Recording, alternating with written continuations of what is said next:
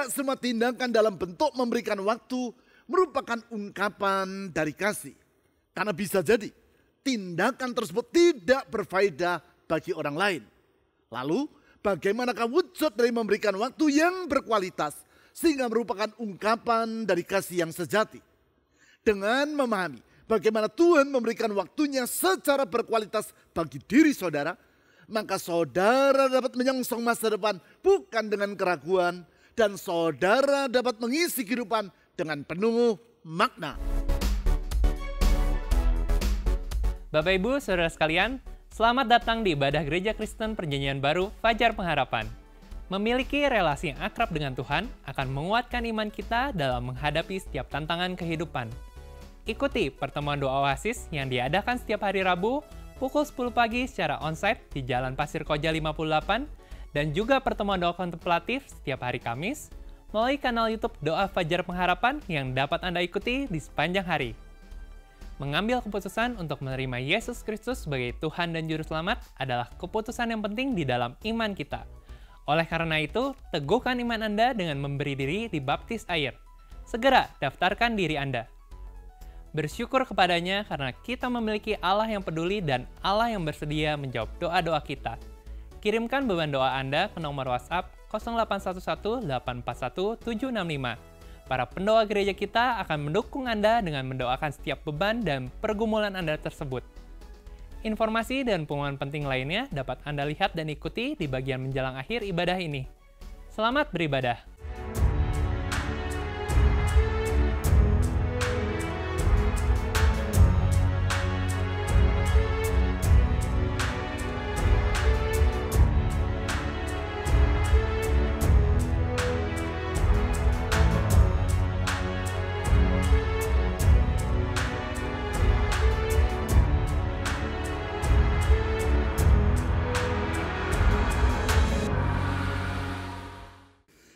Peter Drucker, profesor di Claremont Graduate University di California, penulis dan pakar manajemen yang sangat terkenal itu, sering dikutip orang bahwa ia pernah berkata, ada 4 peran kepemimpinan yang paling sulit.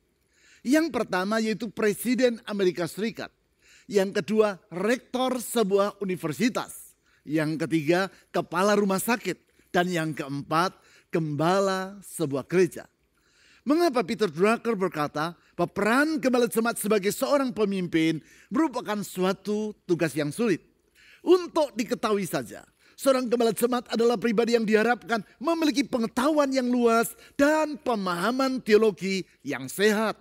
Dia juga diharapkan memiliki kemampuan berbicara di depan umum atau public speaking yang baik.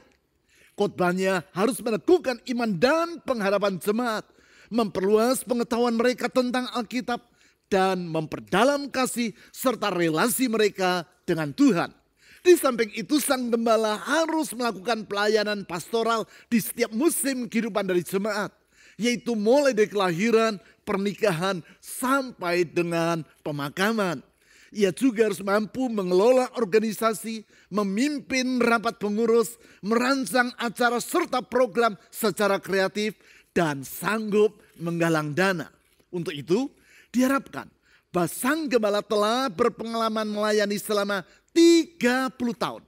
Namun di saat yang sama dia juga harus masih berusia 35 tahunan. Sebab kalau dia sudah berusia lebih dari 50 tahun, maka dia dianggap tidak lagi mengerti kebutuhan generasi muda. Sedangkan kalau ia baru lulus sekolah teologi dan baru melayani 2-3 tahun, maka dia dipandang sebagai orang yang masih hijau sehingga tidak memadai untuk memimpin jemaat. Padahal bagaimana seseorang dapat diharapkan telah berpengalaman melayani selama 30 tahun dan di saat yang sama ia masih berusia 35 tahunan? Mustahil bukan? Belum lagi jam kerja seorang gembala jemaat serba tidak jelas. Sewaktu-waktu, kapan saja, baik pagi, siang maupun malam, seorang gembala jemaat harus selalu siap untuk melayani anggota jemaat yang membutuhkannya. Tentu hal ini merupakan beban yang sangat tidak mudah bagi keluarga sang gembala jemaat. Hal itu saya alami sekian tahun yang lampau. Hari itu, pagi sebelum anak-anak saya berangkat ke sekolah, saya berkata kepada anak saya yang laki-laki, "Dek, nanti sore kita makan berdua di Pizza Hut ya." Laki-laki dan laki-laki makan bersama. Ketika itu anak saya yang kedua ini masih berusia 7 tahunan. Pukul 5 sore, tiba di rumah dari kantor gereja, saya lihat anak saya sudah mandi, mengenakan pakaian rapi, menunggu saya untuk pergi bersama. Saya berkata kepadanya, "Papa istirahat sebentar ya, nanti pukul 6 kita berangkat." Pukul 6 petang saya berkata kepada anak saya yang duduk menunggu saya di ruang keluarga, "Ayo kita berangkat." Dengan antusias anak saya itu melompat dari kursinya dan berjalan mengikuti saya untuk pergi keluar rumah. Tepat ketika saya akan membuka pintu rumah, saya mendengar bel rumah saya berbunyi. Saya membuka pintu dan berdiri di hadapan saya sepasang suami istri yang adalah anggota jemaat. Mata sang istri nampak bengkak karena baru menangis. Sedangkan wajah sang suami terlihat tegang. Sang suami berkata, "Pak Bambang, kami perlu bantuan dan nasihat Bapak."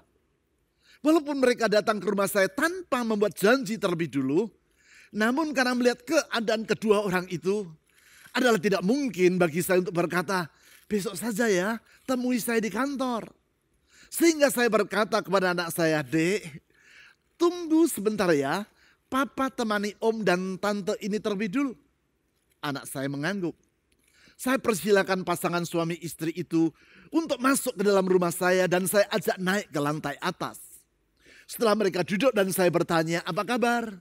Maka tanpa basa-basi, sang suami langsung menceritakan perselisihan yang terjadi di antara mereka. Sang istri juga bercerita menurut versinya. Dan segera mereka kembali bertengkar dengan hebat. Saya coba melerai dan meminta mereka untuk menahan diri. Percakapan di antara mereka berlangsung panas. 1 jam berlalu dan mereka belum mencapai titik temu. 1 jam berikutnya mereka mulai tenang. Setelah saya memberi nasihat yang diperlukan dan mereka bersepakat, maka saya minta agar mereka saling mendoakan. Mereka berdoa sambil berpelukan dan menangis. Lalu saya mendoakan mereka. Selesai berdoa, suami istri itu tertawa-tawa dengan perasaan lega. Mereka berpamitan kepada saya. Sementara saya berjalan mengantar mereka ke pintu, saya lihat anak saya sedang duduk di ruang keluarga, menunggu saya dengan mata merah menahan tangis. Seusai pasangan suami istri itu pulang, segera saya berkata kepada anak saya, "Ayo dek, kita berangkat." Waktu sudah menunjukkan pukul 8.40 malam. Saya mengemudikan mobil dan anak saya duduk di samping saya. Belum kami tiba di rumah makan Pizza Hut, saya lihat anak saya sudah tertidur di kursi mobil. Ketika kami tiba di Pizza Hut, restoran itu sudah tidak lagi menerima tamu karena sudah mendekati waktu tutup. Saya pulang dengan menangis. Karena hari itu saya telah mengecewakan hati anak saya. Itulah salah satu harga yang harus ditanggung oleh seorang gembala jemaat. Tidaklah mengherankan bila Peter Drucker berkata bahwa di antara 4 peran kepemimpinan yang paling sulit, salah satunya adalah peran gembala sebuah gereja. Sulit sebab berbeda dengan kebanyakan profesi lainnya, seorang gembala harus selalu siap melayani anggota jemaatnya di setiap saat. Keadaan ini menjadi beban yang harus ditanggung oleh keluarganya.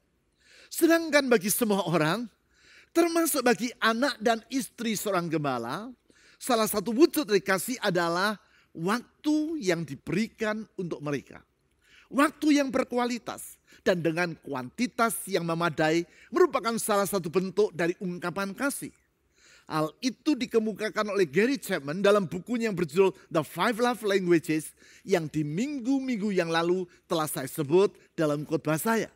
Dengan memahami bahwa salah satu cara untuk mengungkapkan kasih adalah dengan memberikan waktu yang berkualitas, maka kita dapat melihat betapa Tuhan Yesus adalah pribadi yang limpah dengan kasih.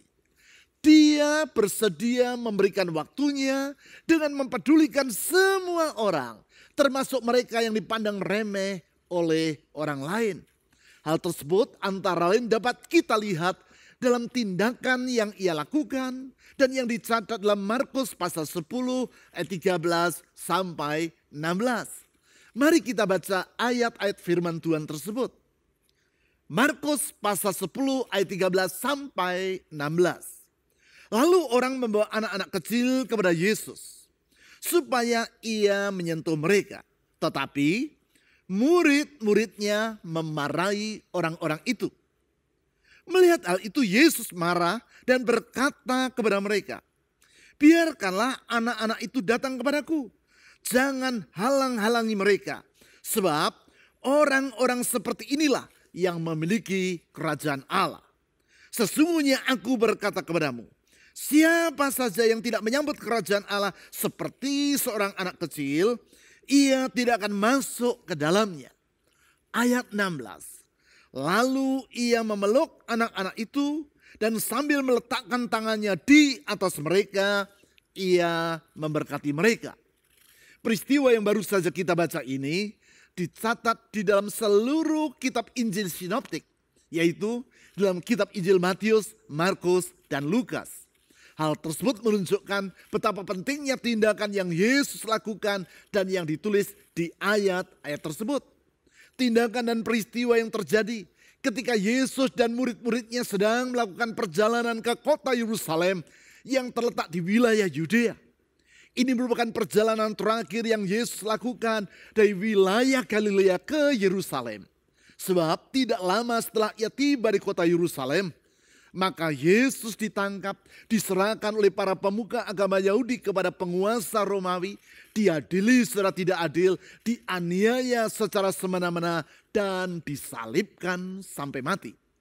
Sedangkan sebelum peristiwa yang dicatat di dalam Markus pasal 10 tadi terjadi, yaitu sementara berada dalam perjalanan ke Yerusalem, sudah 2 kali Tuhan Yesus mengemukakan kepada para muridnya tentang penderitaan yang sedang menanti dirinya di kota tersebut. Sehingga kita tidak akan merasa heran apabila di saat itu hati murid-murid Yesus sedang diliputi oleh kegelisahan. Di dalam suasana yang seperti itu, sebagaimana yang telah kita baca di ayat 13 tadi, orang membawa anak-anak kecil kepada Yesus supaya ia menyentuh mereka. Menurut Matius pasal 19 ayat 13 dan Lukas pasal 18 ayat 15, orang-orang itu berharap agar Yesus meletakkan tangannya di atas anak-anak mereka, berdoa dan memberkati para bocah tersebut. Menanggapi keinginan dan harapan dari para orang tua itu, di ayat 13 tadi dicatat bahwa para murid Yesus memarahi mereka. Dapat diduga bahwa para murid Yesus memandang permintaan dari orang-orang ini sebagai suatu gangguan, yaitu mengganggu waktu dari Yesus yang sangat berharga dan juga mengganggu suasana hati mereka yang sedang resah. Melihat sikap dan tindakan para muridnya itu, Yesus bukannya memuji mereka, justru ia memarahi para muridnya. Dan di ayat 14 ditulis bahwa ia berkata, "Biarkanlah anak-anak itu datang kepadaku. Jangan halang-halangi mereka." Hal ini menunjukkan bahwa Tuhan Yesus dengan senang hati memberikan waktunya bagi anak-anak tersebut. Dengan cara itu Yesus mengungkapkan kasih-Nya terhadap para bocah tadi. Itulah salah satu bahasa yang Tuhan gunakan untuk mengutarakan kasih-Nya, yaitu melalui memberikan waktu yang berkualitas atau giving quality time. Dari tindakan dan sikap Tuhan ini, kita dapat menarik pelajaran bahwa memberikan waktu yang berkualitas sebagai ungkapan kasih adalah dengan yang pertama, menerima tanpa memandang status sosial. Saya ulangi, memberikan waktu yang berkualitas sebagai ungkapan kasih adalah dengan menerima tanpa memandang status sosial. Sebab bila orang memberikan waktu hanya kepada orang-orang tertentu saja, yaitu karena pertimbangan status sosial dari orang-orang tersebut, dan tidak bersedia melakukan hal yang sama kepada orang lain yang status sosialnya lebih sederhana, maka sesungguhnya tindakan orang tersebut bukanlah karena dorongan kasih yang murni. Memang tidak jarang terjadi orang memperlakukan orang lain berdasarkan pertimbangan status sosialnya. Orang yang berkedudukan tinggi, kaya dan tenar akan diistimewakan, yaitu dengan memberikan waktu di kapan saja. Sedangkan orang yang berkedudukan sederhana, tidak kaya dan tidak ternama, diabaikan. Dan kalaupun diberikan waktu, maka mereka akan ditaruh di urutan yang paling belakang. Sikap serta tindakan seperti ini sama sekali bukan wujud dari kasih. Bukan sikap seperti itulah yang ada pada William Booth, pendiri lembaga pelayanan bala keselamatan yang lahir di Inggris 200 tahun yang silam ini, adalah pribadi yang sangat memperhatikan orang-orang yang sederhana dan yang menderita. Sehingga ketika William Booth meninggal dunia pada tahun 1912, ibadah pemakamannya di kota London dihadiri oleh sekitar 40.000 orang. Di antara mereka yang hadir di ibadah itu, terdapat cukup banyak bangsawan Inggris. Alkisah, di antara para bangsawan yang duduk di barisan depan tersebut, terselip seorang perempuan sederhana yang mengenakan pakaian yang usang. Seorang bangsawan perempuan yang mengenakan pakaian yang mahal bertanya kepada perempuan sederhana yang duduk di sampingnya itu, "How did you know General William Booth?" Bagaimana engkau dapat mengenal General William Booth? Perempuan sederhana itu menjawab, "He cared for the like of us." Dia bersikap peduli kepada orang-orang yang seperti kami. Memang itulah sikap dan tindakan dari William Booth maupun istrinya Catherine Booth. Sikap seperti itu pula lah yang hendak ia pesankan kepada para opsir bala keselamatan melalui pesan Natal yang ia kirimkan kepada mereka. Saat itu William Booth sudah mendekati akhir masa pengabdiannya kepada Tuhan. Ia mengirim pesan yang sangat ringkas, namun sangat bermakna melalui telegram kepada para opsir bala keselamatan di dalam satu kata saja, yaitu others. Kata dalam bahasa Inggris yang artinya orang-orang lain. Dengan demikian ia menghendaki agar para opsir bala keselamatan bersikap peduli kepada orang-orang lain, bukan kepada diri mereka sendiri. Orang-orang lain, termasuk mereka yang sederhana dan menderita. Sikap dan tindakan seperti itu pula lah yang Yesus utarakan kepada para muridnya di dalam Markus pasal 10 ayat 14 tadi. Di situ dicatat bahwa ia berkata kepada murid-muridnya, "Biarkanlah anak-anak itu datang kepadaku, jangan halang-halangi mereka." Bukankah bagi kebanyakan orang anak-anak sering dipandang sebagai pribadi yang tidak penting? Sehingga ketika seorang anak menyampaikan usul atau pendapat, tak jarang orang tua menanggapinya dengan berkata, "Kamu anak kecil, tahu apa?" Tetapi bukan sikap seperti itulah yang ada pada diri Yesus. Ia menghargai anak-anak. Sehingga di ayat 14 tadi, ia berkata lebih lanjut kepada para muridnya, "Sebab orang-orang seperti inilah yang ia maksudkan adalah orang-orang yang sederhana seperti anak-anak kecil itulah yang memiliki kerajaan Allah."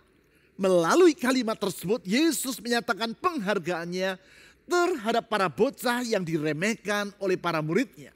Ia bersedia memberikan waktunya bagi mereka. Dengan demikian ia mengungkapkan kasihnya dengan menerima siapa saja tanpa memandang status sosial mereka. Selanjutnya, yang kedua, tidak akan memberi waktu yang berkualitas sebagai ungkapan kasih adalah dengan memberikan perhatian secara sepenuh. Saya ulangi, memberikan waktu yang berkualitas sebagai ungkapan kasih adalah dengan memberikan perhatian secara sepenuh. Di masa kini, hal tersebut semakin langka karena orang terbiasa untuk hidup secara multitasking atau melakukan beberapa tugas secara sekaligus pada waktu yang sama. Hal seperti itu sering terjadi di dalam pertemuan-pertemuan ibadah. Sementara orang mendengarkan khotbah, ia sibuk membaca dan menjawab pesan WhatsApp melalui handphonenya. Itulah yang disebut sebagai multitasking, yang dapat diartikan sebagai sikap tidak memberikan perhatian secara sepenuh. Perilaku seperti itu sangat lazim dipraktikkan oleh pasangan suami istri. ketika duduk di rumah makan, baik ketika sedang menunggu makanan yang mereka pesan, maupun ketika sedang makan, suami istri itu sibuk dengan handphone mereka masing-masing. Bukannya memberikan perhatian secara sepenuh kepada pasangan mereka yang duduk di depan mereka, justru mereka sibuk berbincang dengan orang lain melalui handphone yang ada di tangan mereka. Hal ini tidak boleh dipandang remeh.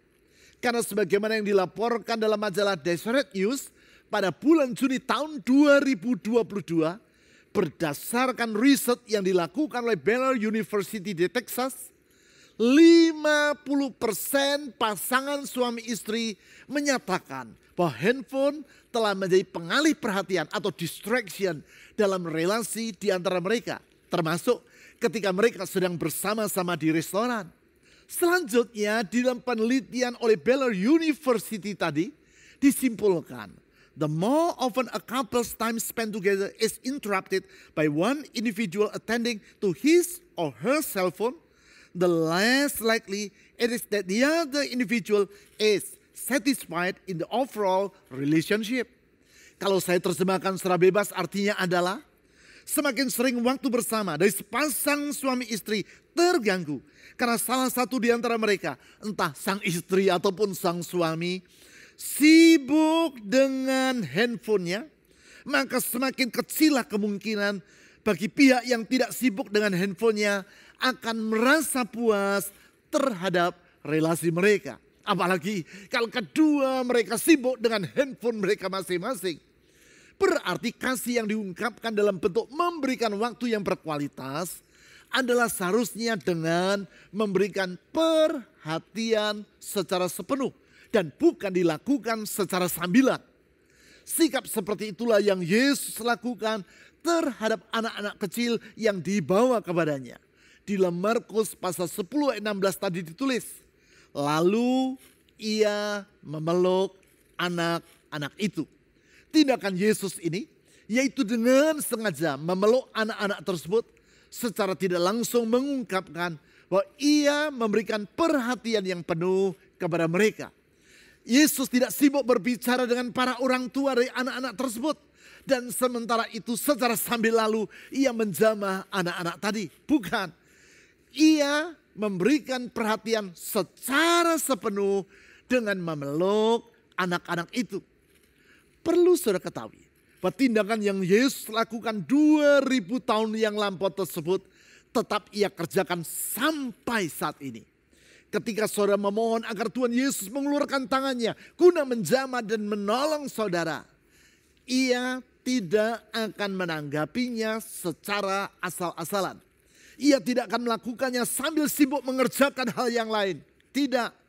Di dalam kemahakuasaan, kemahadiran, dan ketidakterbatasannya, Yesus mampu memberikan perhatian yang sepenuh kepada setiap orang secara pribadi di waktu yang bersamaan. Artinya, ketika saudara sedang berdoa kepadanya, di saat itu ia pasti memberikan perhatian yang sepenuh.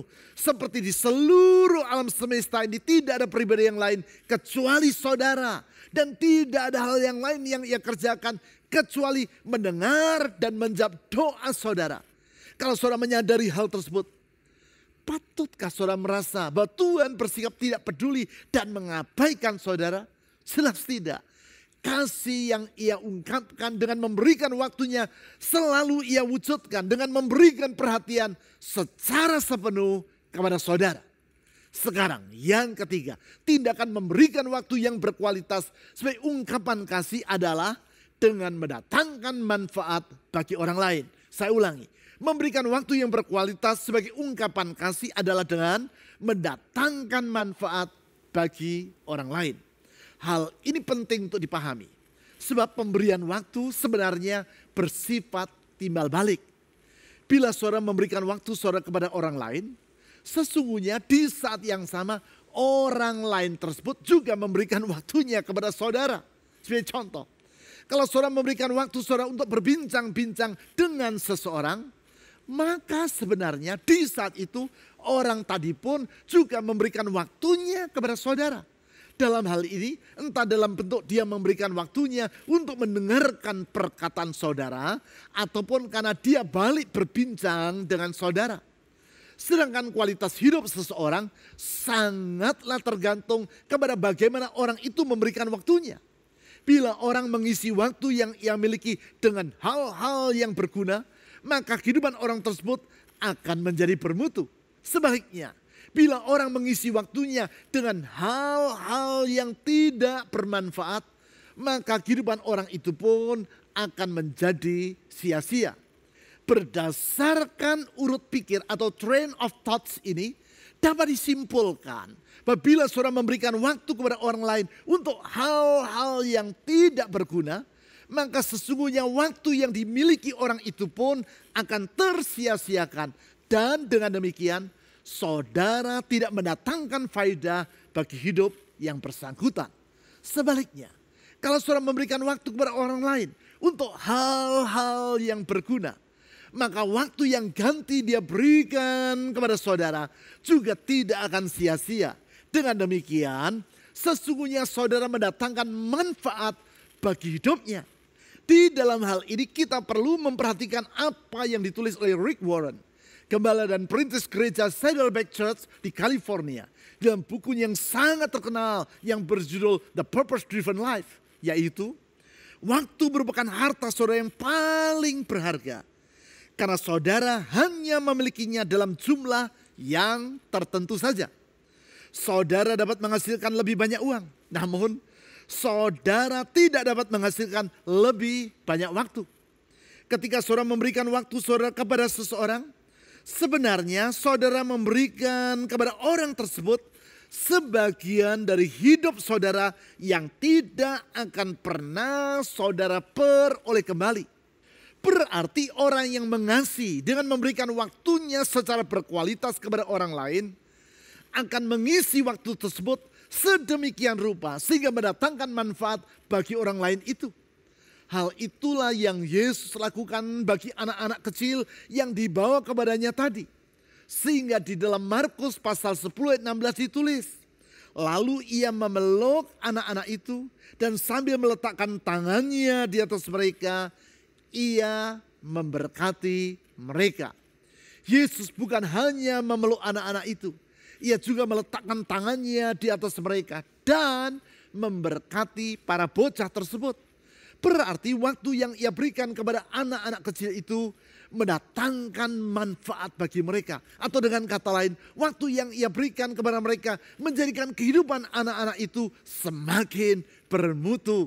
Itulah kasih dalam bentuk waktu yang berkualitas dan bukan waktu yang sia-sia.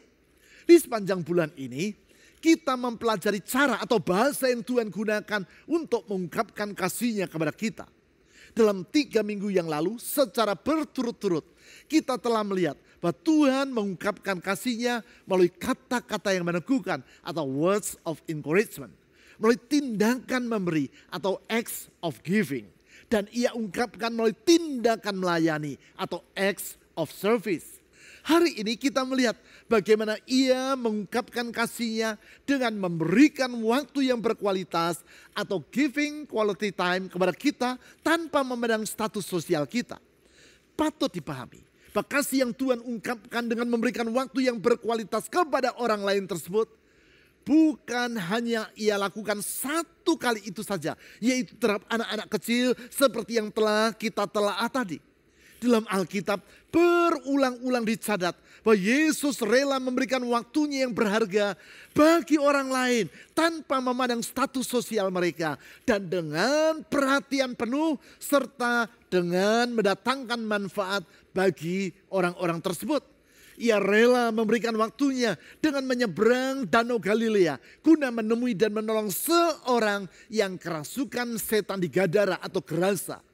Ia rela memberikan waktunya untuk menolong dan mencelikkan mata Bartimius, seorang pengemis yang buta di kota Yeriko.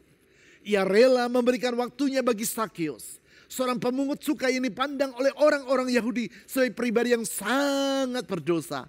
Bahkan Yesus bersedia menumpang di rumah Sakeus di Yeriko guna menolong dan menyelamatkan orang yang berdosa ini. Ingat, sikap dan tindakannya tersebut tetap berlangsung sampai kepada hari ini. Ia bersedia memberikan waktunya kepada kita. Sehingga dengan demikian kita tahu bahwa doa-doa yang kita panjatkan kepadanya tidak akan pernah sia-sia. Karena ia tidak akan pernah mengabaikan permohonan kita. Yesus selalu bersedia menyediakan waktunya untuk memberkati kita. Seperti ia memberkati anak-anak kecil tadi. Yesus selalu bersedia memberikan waktunya untuk menolong kita. Seperti yang ia pernah lakukan dengan menolong orang yang kerasukan setan di Gadara. Bartimius yang buta dan Sakius pemungut cukai yang adalah orang yang berdosa tadi. Itulah kasih Yesus kepada kita semua. Sebentar, saya akan mengajak saudara untuk bersyukur kepada Tuhan. Karena kasih-Nya tersebut, kasih-Nya yang perlu kita teladani dalam kehidupan kita sehari-hari. Dan wajib kita praktekkan kepada orang lain. Kasih-Nya yang membangkitkan iman dan menyanggupkan kita untuk memandang hari depan dengan penuh pengharapan. Mari kita berdoa. Tuhan Yesus, kami sungguh bersyukur untuk kasih-Mu yang begitu besar. Dalam kasih-Mu Engkau tidak mengabaikan kami orang-orang yang sederhana. Tetapi dengan kasih-Mu Engkau rela memberikan waktu menerima kami. Tanpa memandang status sosial kami, siapapun kami. Dengan latar belakang yang bagaimanapun diri kami. Engkau memberikan perhatian yang sama karena kasih-Mu sama. Dan tidak membeda-bedakan orang berdasarkan status sosialnya. Kasih-Mu itu begitu sangat besar. Dalam kasih-Mu Engkau memberikan perhatian yang sepenuh kepada kami. Sehingga di dunia dan di alam semesta ini seakan-akan tiada yang lain kecuali kami dengan diri-Mu.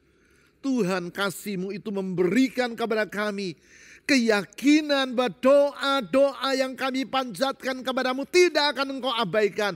Engkau memberikan perhatian dan Engkau bersedia menjawabnya tepat pada waktunya. Karena sesungguhnya apapun yang Kau lakukan di dalam kasih, dalam pemberian waktu adalah untuk mendatangkan kebaikan bagi kami. Tuhan Yesus, Engkau baik dan Engkau baik. Dalam kebaikan-Mu Engkau rela menghapuskan segala dosa kami. Dan menghapus masa lampau kami yang kelam. Dan membentangkan hari depan yang penuh dengan pengharapan. Dengan kasih dan kesetiaan Engkau menuntun dan menyertai kami. Menyongsong hari depan yang Engkau rencanakan itu. Tuhan Yesus, kami bersyukur untuk kasih-Mu itu. Dan dengan percaya kepada kasih-Mu saya memohon sekarang. Ulurkan tangan-Mu yang penuh dengan kuasa. Tangan-Mu yang sanggup memulihkan. Tangan-Mu yang sanggup menyembuhkan itu. Menyembuhkan rumah tangga. Menyembuhkan kehidupan yang menderita dalam persoalan. Dalam keuangan. Mereka yang menderita dalam keputusasaan. Mereka yang dalam keadaan kesepian. Tuhan, ulurkan tangan-Mu. Sediakan masa depan bagi hidup mereka. Karena sesungguhnya kasih-Mu tidak pernah berubah ya Tuhan Yesus. Kasih-Mu tetap untuk selama-lamanya. Dalam kasih-Mu Engkau menyembuhkan jasmani kami, jiwani kami dan rohani kami. Tuhan Yesus, kami percaya dan berharap kepada kasih-Mu. Dan di dalam nama-Mu kami telah berdoa, yaitu dalam nama Yesus Kristus, Tuhan dan Juru Selamat yang hidup. Amin. Jadikan aku indah yang Kau pandang mulia, seturut karya-Mu di dalam hidupku. Ajarku berharap hanya kepadamu, taat dan setia kepada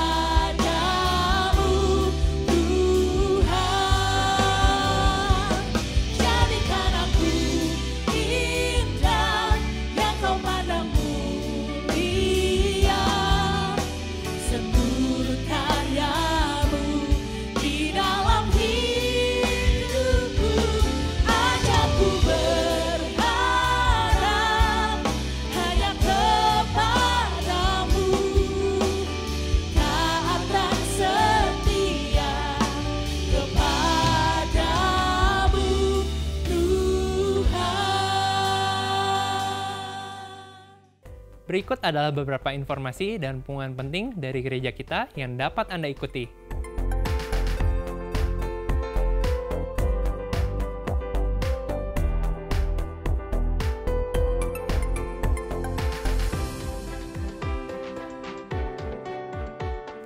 Persembahan dan persepuluhan sebagai ungkapan kasih dan syukur kita kepada Tuhan dapat Anda berikan dengan memasukkannya ke dalam kotak persembahan, atau melalui rekening bank, atau dengan cara men-scan QR Code dengan menggunakan aplikasi dompet digital. Ibadah online GKPB Fajar Pengharapan dapat Anda ikuti setiap saat mulai hari Sabtu pukul 5 sore melalui YouTube, website, dan aplikasi yang tertera di layar. Berbagai informasi penting lainnya dari gereja kita dapat Anda ikuti melalui website www.fajarpengharapan.net atau melalui aplikasi GKPB Fajar Pengharapan serta Instagram GKPB Fajar Pengharapan. Bapak Ibu, Saudara sekalian, sehat selalu dan sampai jumpa minggu depan.